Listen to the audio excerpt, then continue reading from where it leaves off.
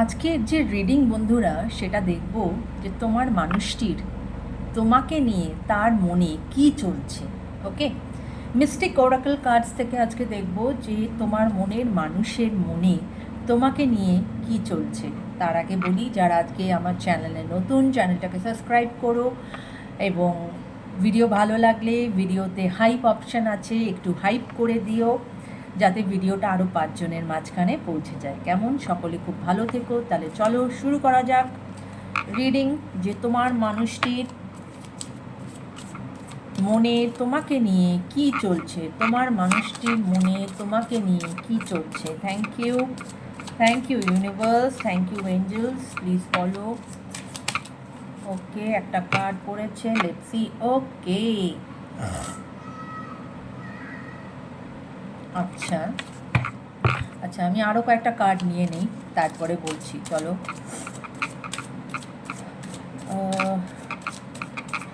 আমার ভিউয়ার্সের মনের মানুষের মনে আমার ভিউয়ার্সকে নিয়ে কি চলছে। ওকে,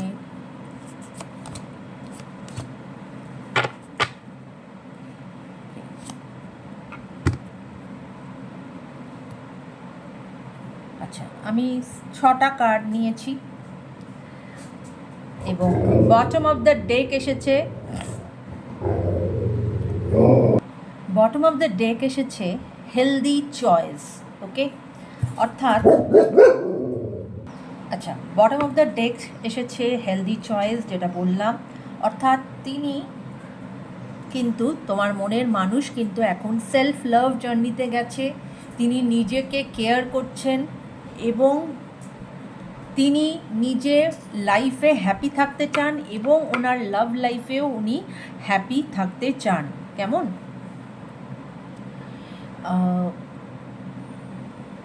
গ্রাউন্ডিংয়ের কার্ড এসেছে এখানে। উনি এই সম্পর্ককে অনেক বেশি স্টেবল করতে চান। উনি চান এই সম্পর্ক অনেক বেশি সিকিউরড হোক, অনেক বেশি স্টেবল হোক। ঠিক আছে, অনেকের ক্ষেত্রে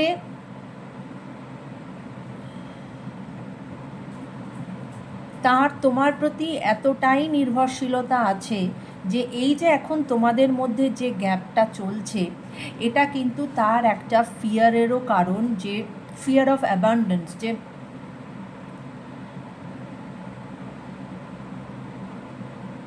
মানে তাকে, সে একলা থেকে যাবে না তো, তুমি তাকে ছেড়ে চলে যাবে না তো, এরম একটা ওনার মধ্যে কিন্তু চলছে। এবং তার ফলে যেটা হচ্ছে, উনি কিন্তু তোমাকে চেস করছেন। হয়তো হতে পারে সোশ্যাল মিডিয়াতে তোমার যিনি মনের মানুষ তিনি কিন্তু তোমাকে স্টক করছেন। ওকে,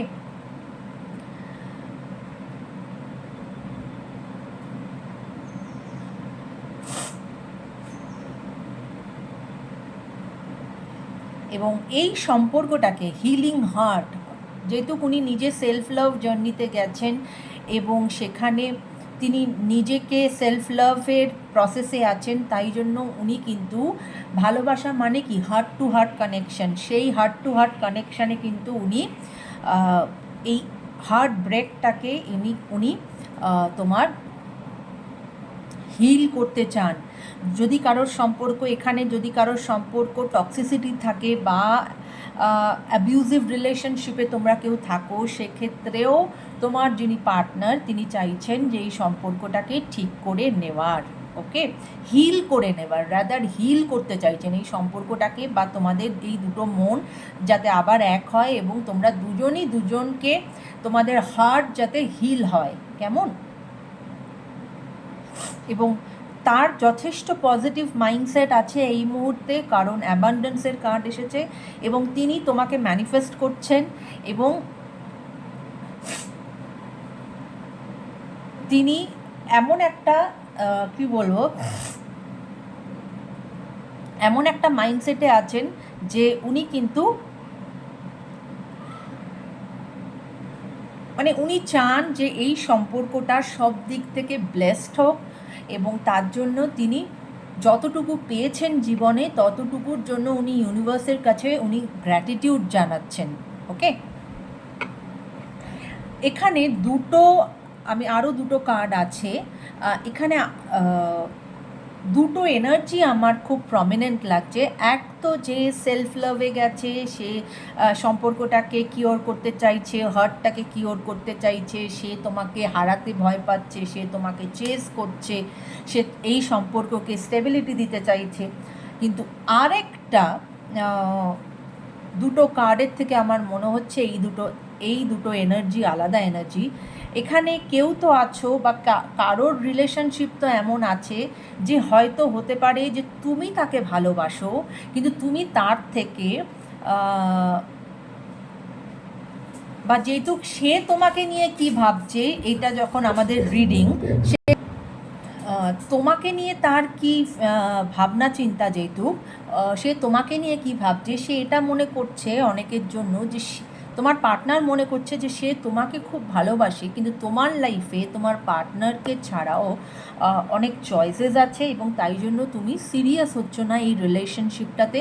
এবং তোমার কাছে একটা আনকনভেনশনাল, মানে কনভেনশনাল রিলেশনশিপের প্রয়োজন নেই, যে যেখানে প্রেম হবে, বিয়ে হবে, এরকম ব্যাপার নয়। এরকমও হতে পারে যে তোমার এতটাই মানে ফ্রি মাইন্ডসেট, যে যেখানে তুমি মনে করো যে আমি অত মানে কমিটমেন্টে যাওয়ার কি আছে, let's go for one night stand, এইরকম একটা এনার্জি কিন্তু আমি দেখতে পাচ্ছি। এবং সেই এনার্জি কিন্তু